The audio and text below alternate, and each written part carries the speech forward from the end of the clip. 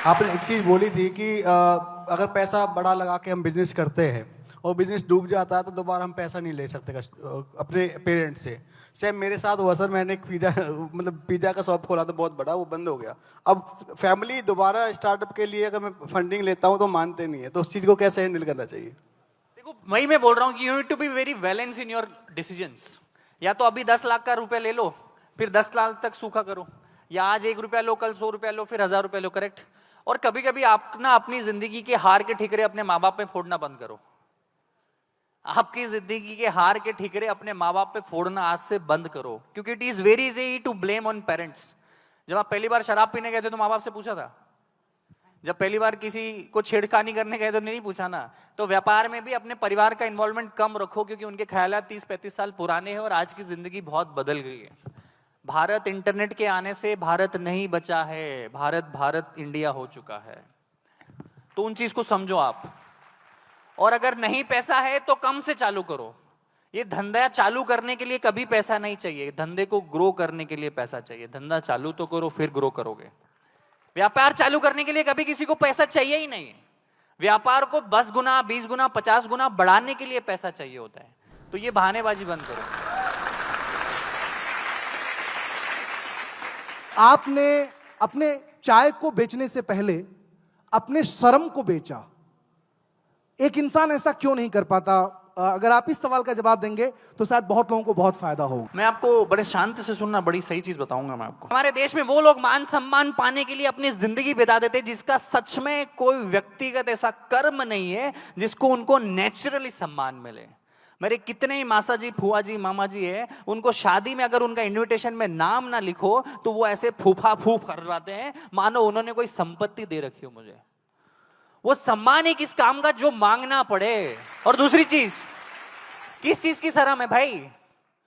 तुम्हारे पास पैसा नहीं है, तुम्हें पता है। तुम्हारे पास वो संसाधन नहीं है जो तुम्हें चाहिए। तुम्हारा सपना है घूमने का, तुम्हारा सपना है आईफोन खरीदने का, तुम्हारा सपना है वो फेवरेट जूता खरीदने का, तुम्हारा सपना है विदेश घूमने का, तुम्हारा सपना है बड़ा बंगलो बनाने का। तो इसमें शर्म किस बात की? क्योंकि खुजली तुमको है तो खुजालना भी तो तुमको ही पड़ेगा भाई। खुजली तुमको है ना। कोई बोल रहा है भाई दो आज देखो मैं आपको रास्ते बताता हूं जिंदगी के।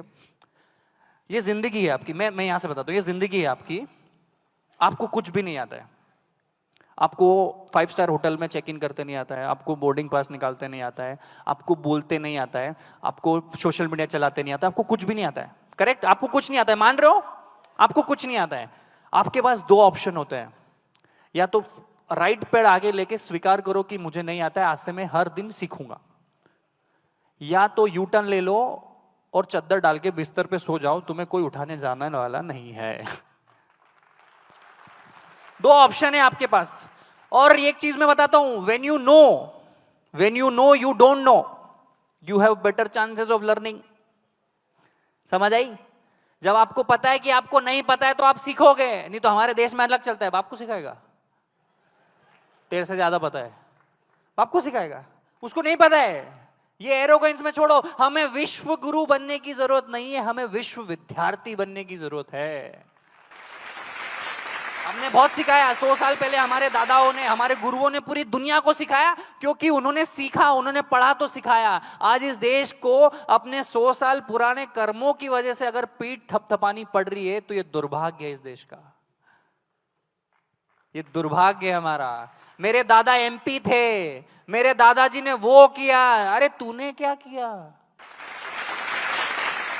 मेरे फूफा जी महाराष्ट्र के मिनिस्टर है, मेरे दादाजी ने ये बिल्डिंग बनाई थी, मेरे फूफा जी ये करते। अरे कब तक लोगों के चक्कर में अपने सम्मान मान को ढूंढोगे? किसी ने आईफोन बनाया, स्मृति मैम, आपने खरीदा, आप खुश हो गए। ये स्टीव जॉब्स भैया ने बना दिया, आपने यूज किया, आपने खरीदा, आप खुश हो गए। अब स्टोरी डालते हो ना स्नैपचैट पे, 14 मैक्स प्रो। किसी ने जूता बनाया, तुमने 10,000 का जूता खरीदा, तुम खुश हो गए। किसी ने ये माइक बनाया, हम यहाँ चिल्ला चोट कर रहे हैं, तुम खुश हो रहे हो। किसी ने स्क्रीन बनाई, तुम देख रहे हो, तुम खुश हो रहे हो। तुमने क्या बनाया कि दुनिया खुश हो रही है? तुमने कुछ बनाया क्या? चाय बनाओ यार, समोसा बनाओ, कुछ तो बनाओ कि लोग खुश हो। कब तक उपभोग बन के, कब तक कस्टमर बन के अपने आप को गौरवान्वित महसूस कराओगे? कभी क्रिएटर तो बनो।